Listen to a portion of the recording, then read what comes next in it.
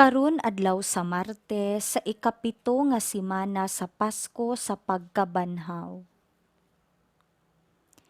Ang ebanghelyo karong adlawa maoy katapusang bahin sa pakigpulong ni Hesus atol sa katapusang panihapon, katapusan niyang pagpanudlo kanila nga nagsunod kaniya sa tibuok publiko niyang pagpangalagad. Tukma lang gayud nga ang tibuok katapusan bahin niining pakigpulong maoy usa ka pag-ampo alang sa iyang mga sumusunod. Bisan giampo kini ni Hesus atubangan sa napulog duha sa iyang katapusang gabii uban kanila, giampo usab niya kini alang kanato. Sa sinugdanan sa pag-ampo nga gibasa karong adlawa, si Jesus nanghangyo sa amahan nga panalipdan ang iyang mga tinun-an. Tungod niini, nahimong tataw ang unsay gikinahanglan kanila nga buot musunod kaniya. Isip mga tinun-an, kinahanglang makaila kita ni Jesus ug pinaagi kaniya sa amahan ug huptan nato ang iyang mga gipanudlo. Ang pag-ila sa usa ka tawo dili mahimo sa usa ka higayon lamang.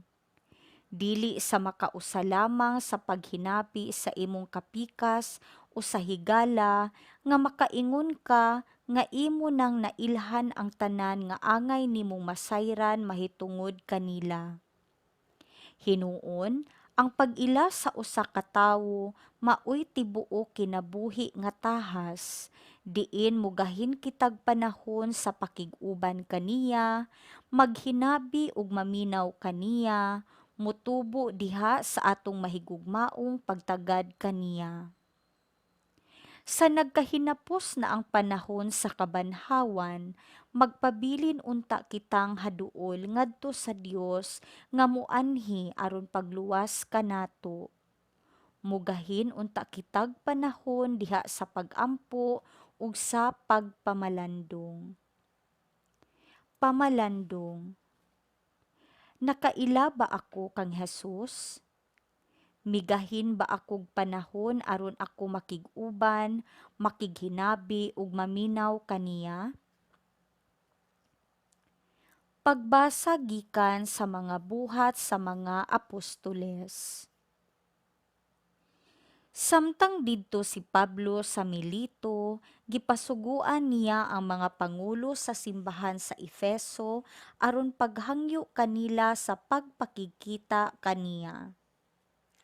Sa pag-abot nila, miingon siya, "Nasayod kamo giunsa ko paggamit ang tibuok kong panahon samtang ako uban pa kaninyo sukad sa unang adlaw sa pag-abot ko sa lalawigan sa Asya. Uban sa dakong pagpaubos ug mga luha, nag-alagad ako ingon nga sulugoon sa Ginoo, bisan pa sa mga kalisdanan nga midangat kanako gumikan sa mga daotang laraw sa mga Hudiyo. Nasayod kamo nga wala ako'y gihikaw bisan unsa nga makatabang kaninyo samtang nagwali ug nagtudlo ako kaninyo sa atubangan sa katawhan ug diha sa inyong mga puloy-anan. Giawhag ko ang mga Hudiyo ug ang mga dili Hudiyo sa paghinulsol ug pagbalik ngadto sa Dios ug sa pagtuo sa atong Ginoong Hesus. Ug karon, minanduan sa Espiritu Santo, muadto ako sa Jerusalem ug wala ako masayod kun unsay mahitabo kanako didto. Ang nahibaluan ko lamang mao nga ako gipasidan-an sa Espiritu Santo nga sa matag syudad naghulat kanako ang prisuhan ug ang mga kasamo. Apan giisip ko ang akong kinabuhi nga walay bili basta lamang matapos ko ang buluhaton nga gihatag sa Ginoong Hesus kanako nga mao ang pagsangyaw sa maayong balita sa grasya sa Dios. Naduaw ko na kamong tanan ug nawalihan mahitungod sa gingharian sa Dios. Ug karon nasayod ako nga dili na kita magkita pag-usab. Busa ni ining adlawa, sultihan ko kamo sa walay lipod-lipod nga kun aduna man kaninyo'y dili maluwas, ayaw ako ninyog basula. Kay wala ako magpanuko sa pagpadayag kaninyo sa bug-os nga tuyo sa Dios. Ang pulong sa Ginoo. Salmo responsoryo. Awiti ang Dios o mga gingharian sa yuta. Daghang ulan imong gibubo, o Dios sa imong kabilin. Imong giulian ang yuta sa iyang katambok.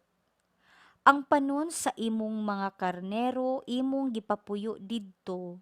Sa imong kaayo o Dios, imong giandam kini alang sa mga hangol. Awiti ang Dios o mga gingharian sa yuta. Dalaygon sa tanang adlaw ang Ginoo nga nagapasaan sa atong karga. Ang Dios nga atong kaluwasan. Ang Dios maoy Dios nga manluluwas kanato. Ang Ginoo, akong Ginoo, maoy magbuot sa kamatayon. Awiti ang Dios o mga gingharian sa yuta. Pagbasa gikan sa santos nga ebanghelyo sumala ni San Juan. Human makasulti si Jesus niini, miyahat siya sa langit ug miingon, Amahan, miabot na ang takna. Pasidunggi ang imong anak, aron ang anak magpasidungog kanimo, kay gihatagan mo siya gahom pagmando sa tanang tawo, aron hatagan niya kinabuhing dayon ang tanan nga imong gitugyan kaniya. Ug kini mao ang kinabuhing dayon nga ang mga tawo moila kanimo ang bugtong matuod nga Dios ug kang Hesukristo nga imong gipadala. Gipasidunggan ko ikaw dinhi sa kalibutan ug gituman ko ang imong gipabuhat kanako. Karon Amahan, pasidunggi ako diha sa imong pagpakig-uban kanako sa dungog nga akong gihuptan uban kanimo sa wala pa buhata ang kalibutan. Gipaila ko ikaw sa mga tawo nga imong gikuha gikan sa kalibutan ug gihatag mo kanako. Imo sila ug gitugyan mo sila kanako. Gituman nila ang gisulti mo kanila, ug karon nahibalo sila nga ang tanan nga gihatag mo kanako nagikan kanimo. Gihatag ko kanila ang mensahe nga imong gitugyan kanako, ug kini gidawat nila. Nasayod sila nga tinuod nga ako gikan kanimo, ug nagtuo sila nga ikaw ang nagpadala kanako. Nagampo ako alang kanila, wala ako magampo alang sa kalibutan, kundili alang sa mga tawo nga imong gitugyan kanako, kay imo man sila. Ang tanan nga ako imo, ug ang tanan nga imo, ako ug diha kanila gipasidunggan ako. Ug karon muanha ako kanimo, dili na ako magdugay dinhi sa kalibutan, apan magpabilin sila dinhi. Balaang Amahan, bantayi sila diha sa gahom sa imong ngalan, ang ngalan nga imong gihatag kanako, aron sila mausa ingon nga ikaw ug ako usa lamang. Ang Ebanghelyo sa Ginoo.